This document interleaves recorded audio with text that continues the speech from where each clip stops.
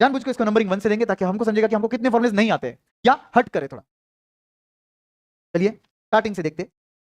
पहला formula absolute liquidity,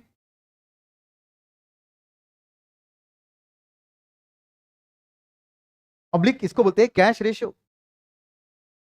ये liquidity में करंट रेशियो, क्विक रेशियो, उससे भी सुपर क्विक रेशियो जैसे काम करता है। ये रेशियो आपको सिर्फ कैश एंड बैंक बैलेंस लेने बोलता है। और ऑब्वियसली इसके साथ साथ एक वर्ड सिर्फ लिखते हैं फॉर्मूला पर लिखने के लिए, वो है मार्केटेबल सिक्योरिटीज डिवाइडेड बाय ये करता है करंट लायबिलिटीज। और ये बोलता है कि नियर फ्यूचर में जितने करंट लायबिलिटी पे करना है उसके सामने आज कैश कितना अवेलेबल है। नियर फ्यूचर में जो आपको करंट लायबिलिटी पे करना है उसके सामने आज रेडी कैश कितना अवेलेबल है, बैंक कितना अवेलेबल है वो दिख रहा है। पहला वाला रेशियो दिख रहा था करंट एसेट्स कितने अवेलेबल है, करंट रेशियो। दूसरा वाला दिख रहा था क्विक रेशियो कितने अवेलेबल है, उसने स्टॉक और प्रीपेड एक्सपेंसेस को निकाला, तो बोला बाकी सबको निकाल सिर्फ कैश बैंक रख। और अब देख कितना रेडी कैश बैंक अवेलेबल है। इसको बोलते हैं कैश रेशियो, इसको बोलते हैं एब्सोल्यूट लिक्विडिटी रेशियो, याद रहेगा। दूसरा ratio basic defence oblique interval ratio. ये रेशियो आपको बताता है, चलो 2 मिनट के लिए सोचते हैं कि आपकी जेब में कितना पैसा है। हाँ 500। आपका डेली खर्चा कितना है 100। जेब में 500 है, उसका डेली खर्चा 100 है, कितने दिन गुजरेंगे उसके 5 दिन। एवरीवन सेम, ये लोग भी करते हैं। बेसिक डिफेंस रेशियो वही है। कंपनी के जेब में 500 की जगह 50,000 है, कंपनी का डेली खर्चा 10,000 है, तो कंपनी के कितने दिन गुजर सकते हैं 10 दिन, सॉरी 5 दिन।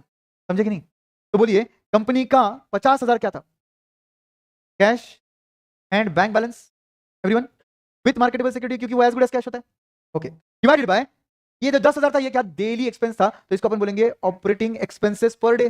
All of you operating expenses per day, वो कैसे निकलेगा, total operating expenses divided by will give you per day. Everyone clear है क्या। एक कमेंट आया सर बस छुट्टी दे दो सर, छुट्टी कर दो सर। लक्ष्य नाम है, लक्ष्य भाई लक्ष्य को स्टिक करो, हमारा लक्ष्य तुम्हारे बहुत नजदीक है। और अगर छुट्टी करो ये मन किया ना, दिमाग में भी आया दिल में भी आया ना, तो पहले पढ़ाई करने का और एक्स्ट्रा पढ़ने का याद रखना, मगर दिमाग का नहीं सुनने, अपने लक्ष्य को ध्यान देने का, ठीक है। तो बेसिक डिफेंस और इंटरवल रेशियो आपको बताता है कि आपकी कंपनी के पास जितना कैश अवेलेबल है उसमें कितने दिन गुजर सकते हैं, ठीक है। नेक्स्ट रेशियो जो आपको पता नहीं था, जो डिस्कस नहीं किया हमने, उसका नाम है इक्विटी रेशियो। मैं जानबूझ के इसको डिस्कस करना चाहूंगा अगले रेशियो के साथ, जिसका नाम है डेट रेशियो। एक का नाम है इक्विटी रेशियो, एक का नाम है डेट रेशियो। अब दोनों भी क्या बोलते हैं कि भाई मेरे कैपिटल एम्प्लॉयड के सामने, डिनोमिनेटर में मैं लिख रहा हूं capital employed, nothing but debt plus equity, denominator में इधर भी लिख देंगे कैपिटल एम्प्लॉयड। तो एक क्या बताएगा इक्विटी कितना है, तो दूसरा क्या बताएगा डेट कितना है, खत्म बात। फॉर्मूला जैसा वैसा लॉजिक। एक बता रहा है इक्विटी कितना है और एक बता रहा है डेट कितना है। तो यहाँ इक्विटी में कितने आइटम आएंगे 3, सिर्फ एक जगह 2 आइटम आएंगे, वो है ROE, बाकी सब जगह 3 आएंगे। और यहाँ पर डेट क्या आएगा, लॉन्ग टर्म आएगा। कॉमन सेंस, क्यों, कैपिटल एम्प्लॉयड भी तो लॉन्ग टर्म ही होता है ना दोस्तों, उसमें ही अगर करंट लायबिलिटीज इंक्लूड नहीं किया तुमने तो ऊपर वाले में क्यों इंक्लूड करोगे तुम, समझ में आई बात। तो ऑब्वियसली इक्विटी रेशियो जितना ज्यादा उतना रिस्क कम, डेट रेशियो जितना ज्यादा रिस्क उतना ज्यादा। इजी है ये फॉर्मुलेस भी, इसको आप इंटू 100 भी कर सकते हो, नहीं भी कर सकते हो, डजंट मैटर। इंटू 100 करोगे तो परसेंटेज में बताओगे कितना आ रहा है 34%, और नहीं करोगे तो टाइम्स में बताओगे 0.34, अलग क्या है। नाउ फिफ्थ रेशियो जो आपको पता नहीं था या डिस्कस नहीं किया था, वो था capital gearing ratio.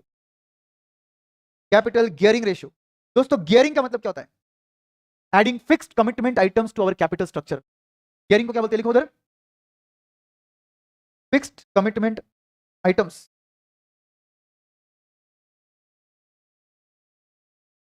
Capital structure उसको बोलते हैं गियरिंग। दोस्तों कैपिटल स्ट्रक्चर में ऐसे कौन से आइटम होते हैं जिसके साथ फिक्स कमिटमेंट आता है, interest and preference dividend pay करने के लिए कौन से आइटम्स होते हैं, debentures, term loan and preference. तीनों गियरिंग आइटम को न्यूमरेटर में लिखने का, और उसके सामने अपना पैसा कितना है डिनोमिनेटर में लिखेंगे। तो डिनोमिनेटर में अपना पैसा लिखेंगे, बोलो अपना पैसा विदाउट कमिटमेंट वाला, ओनर का पैसा, equity share capital plus reserve and surplus, और इसके सामने कमिटमेंट वाला पैसा, debentures plus term loans plus preference share capital. Guys तो नॉन कमिटमेंट वाले पैसों के सामने कमिटमेंट वाले पैसे कितने हैं, जितना ये रेशियो ज्यादा रहेगा रिस्क उतना ज्यादा रहेगा। कैपिटल गियरिंग रेशियो, समझा क्या, गियरिंग शब्द समझा क्या। नेक्स्ट रेशियो है प्रोप्राइटरी रेशियो, जिसको ये लोग कभी कभी क्वेश्चन में अजीब अगरीब फॉर्मूले देते हैं, बट जो भी क्वेश्चन में दिया वो लेना पड़ता है, क्वेश्चन माई बाप है।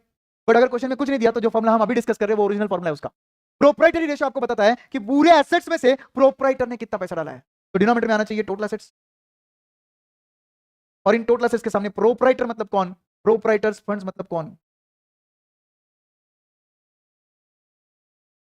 प्रोप्राइटर्स फंड मतलब नेटवर्थ दोस्तों, और नेटवर्थ मतलब 3 आइटम दोस्तों, equity share capital, reserves and surplus, preference share capital. Sir वो थोड़ा ना प्रोप्राइटर होते हैं। क्यों नहीं भाई, उन्होंने शेयर कैपिटल दिया आपको, वो भी तो प्रोप्राइटर हुए ना। उनका पैसा आप कहां दिखाते हो? शेयर कैपिटल के अंदर दिखाते हो।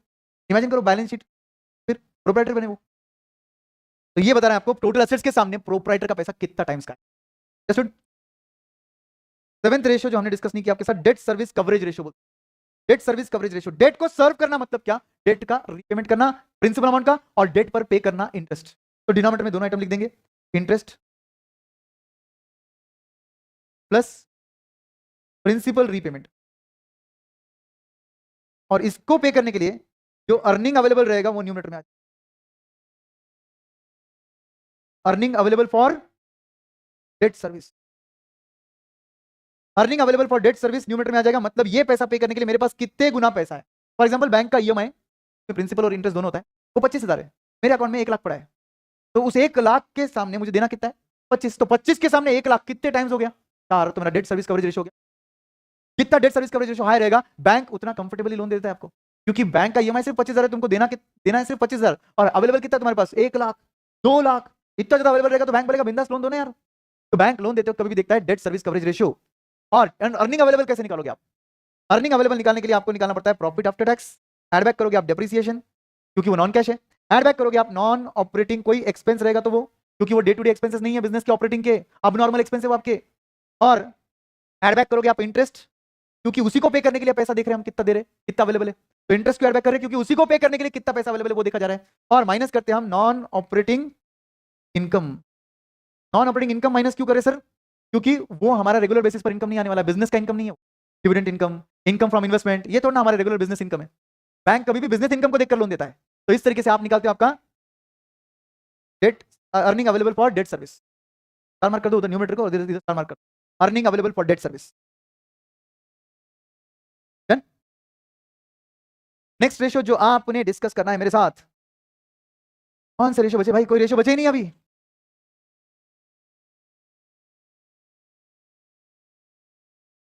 क्यू रेशियो, पता नहीं ये रेशियो क्यू है, इसका मीनिंग ही कुछ बनता नहीं है। टॉबिन बोलकर एक इकोनॉमिस्ट है जिन्होंने ये रेशियो दिया है, तो बोलते हैं क्यू रेशियो। क्यू रेशियो का फॉर्मूला है market value of equity and liabilities,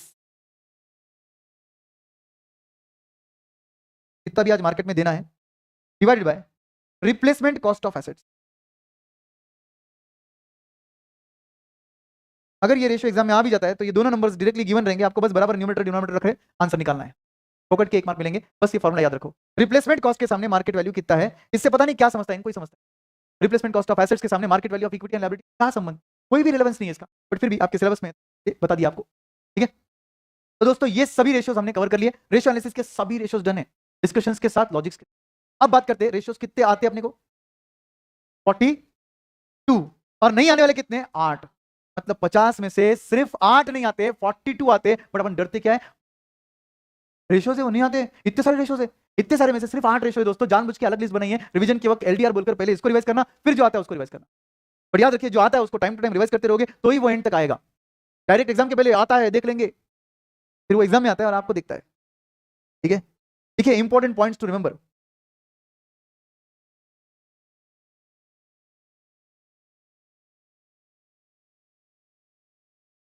पहला, अगर शेयर कैपिटल बोला तो क्या आता है? शेयर कैपिटल बोला तो क्या आता है? इक्विटी शेयर कैपिटल, यस, कुछ भी, सिर्फ इक्विटी शेयर कैपिटल के साथ आएगा। Preference share capital, balance sheet आती है ना आपको, शेयर कैपिटल के अंदर क्या आता है दोस्तों?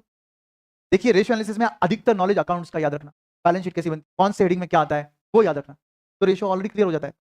दूसरा, नेटवर्थ ऑब्लिक प्रोप्राइटर्स फंड्स, जो प्रोप्राइटरी रेशियो में यूज होता है, ऑब्लिक इक्विटी, 3 नाम है इसके, is nothing but 1 plus reserves and, 1 क्या है? शेयर कैपिटल, समझे, 1 plus reserves and surplus. 3 capital employed, capital employed बोला, कैन वी से 2 plus long term date, everyone, 2 is net worth, net worth में आता है share capital plus reserves and surplus, and उसमें अगर लॉन्ग टर्म डेट भी ऐड कर देंगे तो कैपिटल एम्प्लॉयड आ जाएगा, या फिर और करके लिखेंगे total of balance sheet minus current liabilities, total of balance sheet minus current liabilities will give you capital employed. अगर टोटल लायबिलिटीज बोला तो क्या आता है? टोटल लायबिलिटीज बोला तो क्या आता है? Long term debt plus current liability आता है दोस्तों। टोटल लायबिलिटीज बोला तो क्या आता है? Long term debt plus current liabilities आता है। टोटल लायबिलिटीज मतलब आउटसाइडर्स को देने वाला, short term as well as long term दोनों आ जाएगा इधर। Will you remember this all things? And याद रखिए जहां पर भी तुमने रिजर्व्स एंड सरप्लस ऐड किया है, जैसे कि नंबर 2 में ऐड होता है, नंबर 3 में ऐड होता है, तो ऐसे सिचुएशन में जहां जहां रिजर्व्स एंड सरप्लस ऐड हुआ है वहां बाय डिफॉल्ट एसेट साइड देखने का P&L बैलेंस अगर रहेगा तो वो लॉसेस होते हैं, और नीचे देखने का मिसलेनियस एक्सपेंसेस रहेगा तो वो फिक्टिशियस एसेट्स होते हैं। तो ये दोनों आइटम्स क्या करने का? माइनस। लिखो note, if we include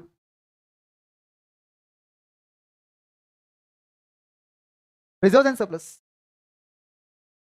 comma, we need to deduct क्या चीज? losses and fictitious assets.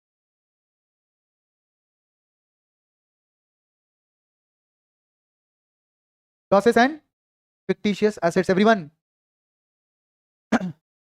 Proprietary fund होते हैं ना, प्रोप्राइटरी फंड एक इंपॉर्टेंट एडजस्टमेंट आपके साथ एग्जाम के डिस्कशन के एंगल्स, लास्ट आइटम आपके पास डिस्कस, ध्यान दो। ये आपका बैलेंस शीट होता है, fixed assets plus current assets, assets I'm assuming no investments, I'm assuming no investments, वो भी अजम्पशन याद रखने का और लिखने का एग्जाम में। Will be obviously equal to total liabilities, यहाँ पर current liabilities, long term loans, यहाँ पर शेयर कैपिटल, और यहाँ पर रिजर्व्स एंड तो हम लोग बुलाते हैं नॉर्मली प्रोप्राइटर्स फंड या तो नेटवर्थ, बराबर है कि नहीं? प्रोप्राइटरी रेशियो के लिए आपका फॉर्मूला है, प्रोप्राइटरी रेशियो के लिए आपका फॉर्मूला है proprietors fund divided by total, बराबर बोल रहा हूं?